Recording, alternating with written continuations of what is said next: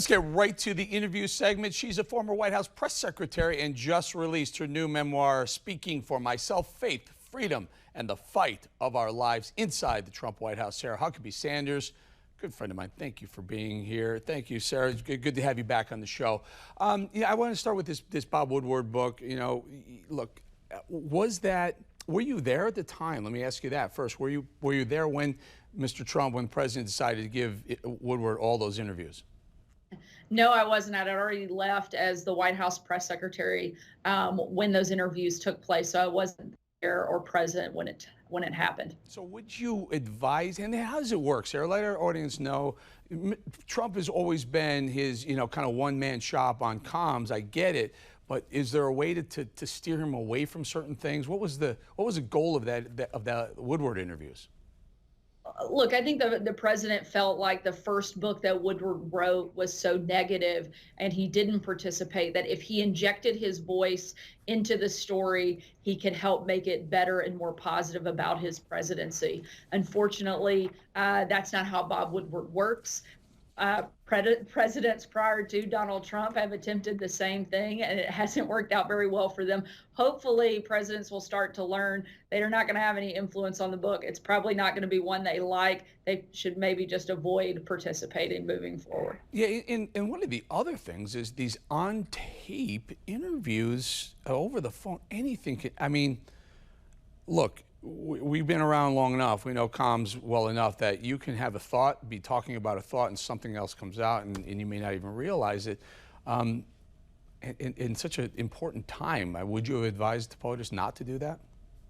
I certainly wouldn't have encouraged him to do as many interviews as he did with Bob Woodward. But at the end of the day, the president makes his own decisions. And I think that's one of the reasons people find him refreshing. I think you know that too, Eric, is that he does like to be accessible to the press. He does like to answer questions, and he likes that interaction. I think it's nice and refreshing that we have a president that is so accessible, but in some ways I might cut back on the Woodward interviews moving forward. Yeah, talk a little bit about what's going on. Our audience is a national audience, broadcast television. It doesn't lean one way nor the other, Sarah. So talk about how the president will go out there. This week, in fact, he went on ABC, which typically isn't that friendly to the president. You don't see, we've tried to get Biden on this show for 4 months. He won't come on anyone who he doesn't perceive as the home team advantage. So President Trump will go out and talk to other networks.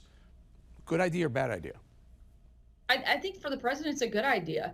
I think when he performs his best is actually when he has tough interviews. And I watched that firsthand on a number of occasions. And I think it's important for him to take his message to all of America and for them to know who this president is, what he's about, how much he loves this country, and how he's fighting for every single American. And he has a great record of 4 years worth of accomplishments. He should be proud of it, and he should go out and talk to the country about it. It's one of the things this president does. He takes questions from the press almost every single day, whether it's in the Oval Office or on the South Lawn or in the White House briefing room. This is a president who is not afraid to take tough questions. In contrast, like you said, Joe Biden doesn't go anywhere where it's not a pre-scripted, pre-planned event. I think that's why the debates are going to be important, because you're going to see two men on stage and really hear and see their vision for the country and who's capable of leading it and who isn't. Sarah, you're a pro. You're a comms pro. You watch Joe Biden. There have been people who've suggested that Joe Biden has been on a teleprompter or sort of scripted questions from some of the media personalities. What are your thoughts? Do you think that any truth to any of that? Well, I'm certainly not on the Biden campaign, but it definitely raises a lot of questions. I would like to see him do something, just a press gaggle where he takes real questions from a large group of reporters in a less formal and a less scripted way. I think it would be helpful for the American people to know where he is on a number of issues. He's been in so many places back and forth on a lot of different things. They need to hold his feet to the fire the same way they do with Donald Trump. They need to ask follow-up questions. They need to push hard.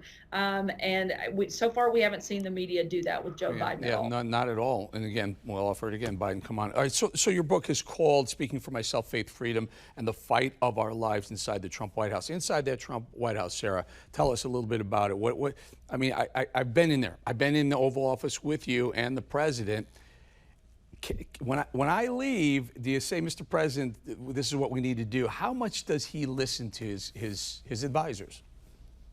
He always listens. Now, that doesn't necessarily mean he's going to do what you suggest, but he's never not listened and taken into account a number of different people's opinions. It's one of the things I love about the president. I never felt like he didn't hear me out. But at the end of the day, nobody elected me to anything. They elected Donald Trump, and they wanted his vision and his agenda for our country. And so it's his decision to make. But he certainly always took into account not just my opinion, but the thoughts of other people on staff around him.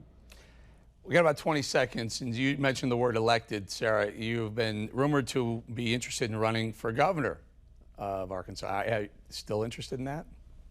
Definitely still interested, very serious about it. Right now, my focus is on helping the president get reelected in 2020 and maintaining the Senate. I'd love to see us take back the House and never have to say Speaker Pelosi again. Once we get through 2020, I'll make a decision about whether or not I'll run in 2022. Very, very popular Sarah Huckabee Sanders in the state. Sarah, thank you very much for your time. Thank you. Always a pleasure.